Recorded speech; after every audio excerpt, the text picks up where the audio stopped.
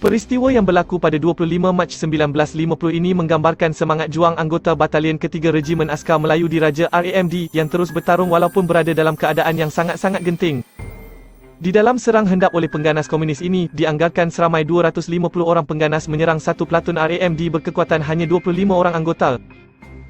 Pada awal bulan Mac 1950, Kompeni D Batalion 3 RAMD yang berpengkalan di Pengkalan Cepa, Kelantan telah menjalankan satu gerakan cari dan musnahkan berhampiran dengan Gua Musang di Hulu Kelantan. Pada 23 Mac 1950 jam 07.30, Platun 12 Kompeni D berkekuatan seramai 25 anggota yang terdiri daripada satu pegawai, Lieutenant Muda Hassan Yassin, satu Korporal Jamaluddin Muhammad, 4 Lance Korporal dan 19 prajurit ditugaskan untuk membuat ronda ke Sungai Nenggiri selama 3 hari. Platun ini juga diekori oleh sekumpulan 15 anggota Special Constable SC yang ditugaskan untuk mengiringi 17 orang Cina untuk mengambil daun nipah di perjalanan. Pada waktu tengah hari, mereka berhenti untuk berehat dan berkhemah berhampiran Sungai Semur. Keesokan harinya, Platun 12 bergerak meninggalkan pasukan SC dan orang-orang Cina itu. Mereka meneruskan rondaan di Sungai Nenggiri dan berhenti untuk makan tengah hari pada jam 1400. Semasa makan, Lieutenant Muda Hassan telah memberi arahan untuk berpatah balik ke lokasi kumpulan SC dan orang-orang Cina itu tadi kerana bekalan makanan yang dibawa tidak mencukupi untuk tugas seterusnya.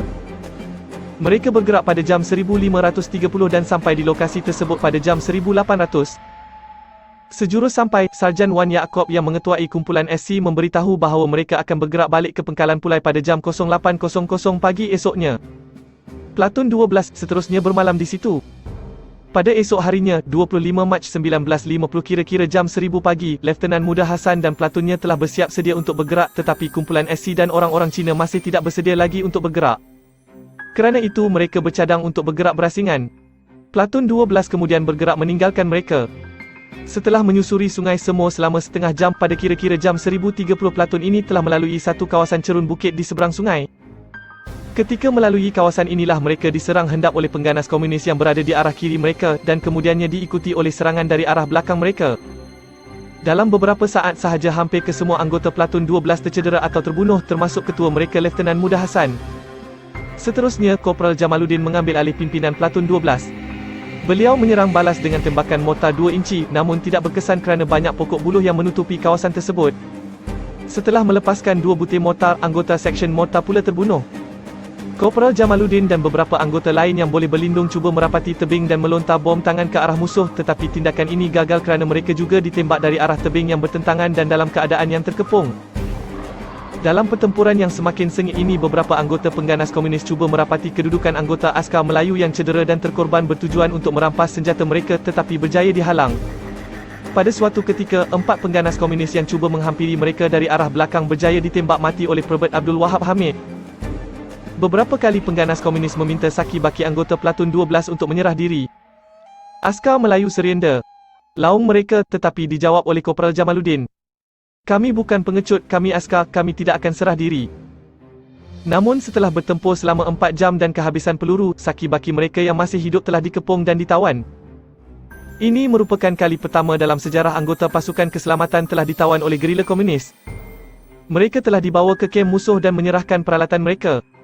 Selepas 2 jam di dalam tahanan dan diberi syarahan indoktrinasi serta amaran agar tidak lagi menentang pengganas komunis tanpa dijangka mereka dilepaskan.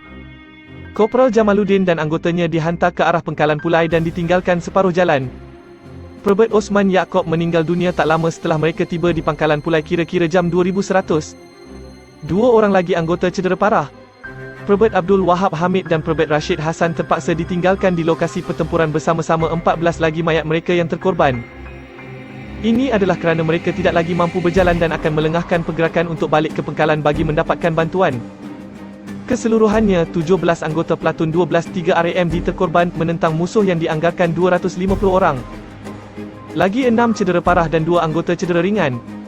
Apa yang membanggakan, walaupun anggota Platun 12 outnumbered, mereka masih mampu memberikan tentangan sengit dan berjaya membunuh 29 anggota pengganas komunis. Mayat-mayat mereka ditemui oleh Platun 11 yang membuat pemeriksaan berhampiran kawasan serang hendap tersebut. Dipercayai ramai lagi cedera kerana terdapat banyak kesan darah.